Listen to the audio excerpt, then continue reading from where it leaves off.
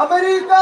مرد آباد، امریکہ مرد آباد، نیتنیاہو مرد آباد، نیتنیاہو مرد آباد، اسرائیل مرد آباد، اسرائیل مرد آباد، رہبر کے فرمان پر جان بھی قربان ہے، رہبر کے فرمان پر جان بھی قربان ہے، رہبر کے فرمان پر جان بھی قربان ہے، حیدری یاد ہے۔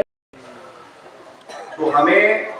حق بات کرتے وقت، حق کو فالو کرتے وقت آپ کو ڈرنا نہیں ہے، آپ کو یہ نہیں سوچنا کہ آپ کے مخالف میں کتنے لوگ ہیں اور کتنے پاورفل لوگ ہیں۔ ایک سوال اور جس کا جواب ہم کو آج شاید ملتا نظر آتا ہے کہ 9 محرم کی رات میں کس طرح امام حسین السلام عبادت کر رہے تھے۔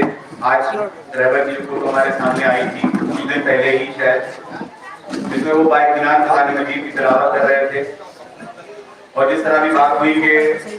ماہ رمضان میں 3 دن میں قرآن مجید مکمل کرتے تھے۔ تو شروعات کہیں سے ہونی ہے، آپ ایک دن میں تین دن میں ایک بار قرآن مجید ختم نہیں کر سکتے، 10 دن میں قرآن مجید نہیں ختم کر سکتے، تو کم از کم کچھ آیتوں کی تلاوت ضرور کریں۔ روز یہ اپنا شیڈیول بنا لیں کہ تھوڑی دیر قرآن مجید کی تلاوت آپ کو ضرور کرنی ہے، چاہے نماز کے بعد چاہے کسی بھی وقت، اور خاص توجہ علم پہ دینی ہے۔ اگر ہماری قوم جاہل ہے تو لامحالہ آپ چاہے جتنی آپ بات کریں، آپ اس لیول پہ آ کے بات نہیں کر پائیں گے، اور جہالت کا جو ایک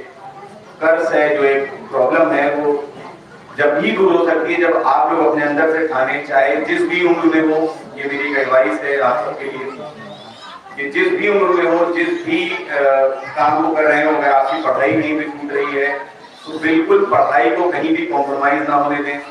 پڑھنے کی کوئی عمر نہیں ہوتی۔ ہمیں اپنی قوم کا اگر نام روشن کرنا ہے تو ہمیں علم سے روشن کرنا ہے۔ جن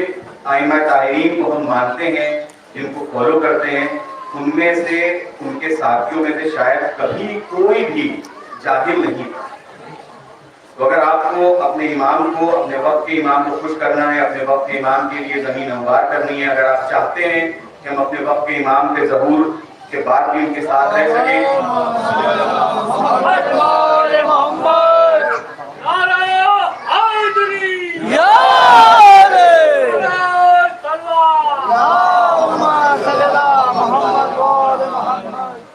تو اگر ہم یہ چاہتے ہیں کہ اپنے وقت کے امام کے انصاروں میں شمار ہو سکیں، تو شاید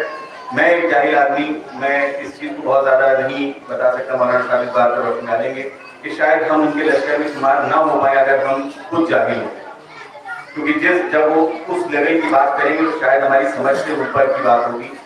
تو علم کو لازمی طور پہ حاصل کریں جس بھی عمر میں ہو۔ اور آخر میں ہم اپنی اس تقریر کو ختم کرتے ہیں آیت اللہ خامنئی کی ایڈوائس، جو ان کی آخری نصیحت کے طور پہ آئی تھی ہمارے سامنے۔ کسی بھی انسان کو گھبرانا نہیں چاہیے، رنجیدہ نہیں ہونا چاہیے۔ فتح یابی، کامیابی ایک سچے مومن کے لیے ہمیشہ ہمیشہ مہیا ہوگی، اس لیے سچے مومن بننے کی کوشش کریں۔ ہم سب اور پروردگار عالم سے دعا ہے کہ ہماری توفیقات میں اللہ اضافہ فرمائے، تمام دشمن اسلام کو نیست و نابود کر دے، اور ہمارے وقت کے امام کا ظہور جلد جلد ہو انشاءاللہ۔ السلام علیکم۔ نعرہ حیدری لبیک یا حسین، لبیک یا حسین، لبیک یا حسین، لبیک یا حسین،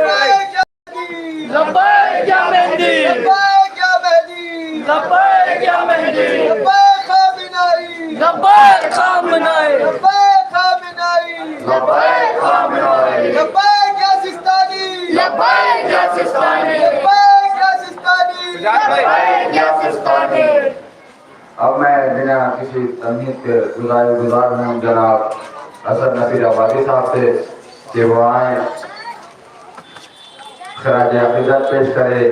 ان کے استقبال کے لیے باوال بلند نعرہ صلوات